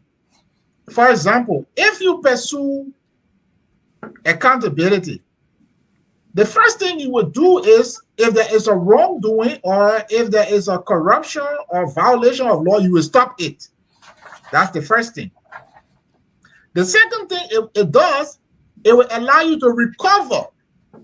If there was stolen property, stolen assets, stolen money, it allows you to recover. The third thing it does is, because you set a public example, other people who see that example, might decide not to pursue that line or not to do such illegal activities. But if you leave that and you go to Ghana, take buses, you go to the other place, take car, You go to China, beg for money. South Korea, beg for money. You even bring the entire World Bank in Liberia. If there is corruption, if there is unaccountability, misuse and abuse of public funds, that money will get exhausted and the country will remain just as poor. So top priority is if people have committed crimes, if people have been alleged to have committed crimes, those people need to be investigated, brought to board, made an example of, and set the basis for other people to avoid doing those kind of action. That's the way you improve a country. That's the way a country prospers. Thank you. Mr. Nabwe. Yes, Dennis, thank you very much. A great show tonight. Thank you to my colleagues. I think every time I come in here, I walk away with something new. Thank you very much. Thanks to the audience as well. I think they've been pretty interactive tonight.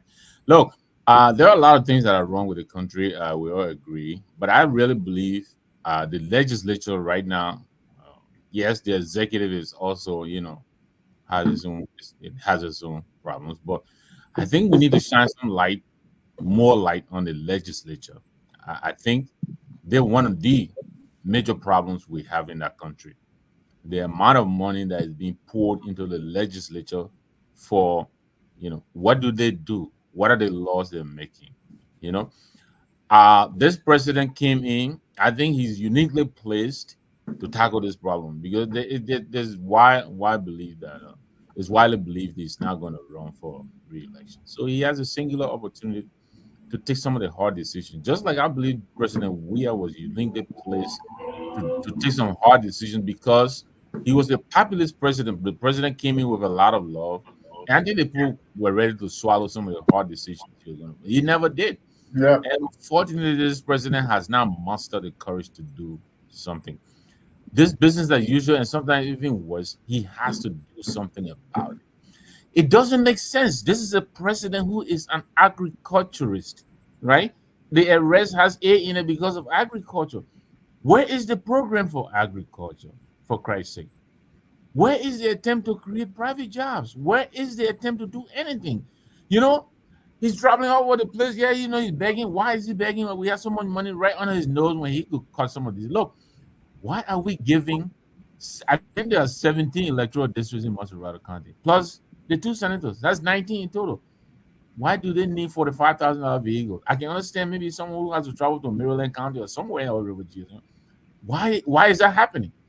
Why can't he take the knife to this budget, cut and save the money and commit it to development? It's very, very disappointing that less than 10% of the budget is set aside for development. Why? We're going to beg for money all over the place. It's like I come to you then and say, this week I don't get it, even though I owe you from last week. Then you help me out and then you meet me in a restaurant. I got a table spread out. Then I'm even inviting you. Dennis, join me. I'll pay for your food. What sense does that make? We go out to beg for money and we come and lavish it on nonsense. Yeah. You're paying these people so exorbitantly, and then you got to get them vehicles. And then you got to send them to retreat. Why? This president needs to wake up and do something about this, or else his legacy is in peril. Thank you very much for the show. Thank you. I've been at a place where the landlord, if you don't pay rent and you're eating meat, you're in trouble. You can't take it from your plate. Trying to dish out the rice, he's standing right there. He said, look, you have not paid your rent for. How come you get people? All right, gentlemen, thank you so much for your time. I want to thank our viewers for watching. We never close a broadcast without playing our song that says we are all Liberians. Although we may all disagree as to how to approach the country, but we are all Liberians and we want the best for the country. Before I end, the story is told of 2 guys. One guy was so much, he hated his neighbor. He was so jealous. He didn't want any good thing to happen to the neighbor, right? And he did this for long. He was poor. So one time he decided to pray and God answered him. Let the church say amen. Amen. God answered him and said, whatever I gave you, I will give double to your neighbor. He said, okay. So he prayed the first day, God gave him 1 bag of rice. He gave the neighbor 2 bags. So the next day he prayed for 1,000. He gave the neighbor 2,000. When that continued 5 times, he prayed also to be blind in one eye. So they go get a neighbor twice. So I hope we are not praying for, we are not making that kind of prayer for Nigeria. Dennis and stories. We are all Liberians. Have a good night. Thank you. We are Liberians. Liberia is our home.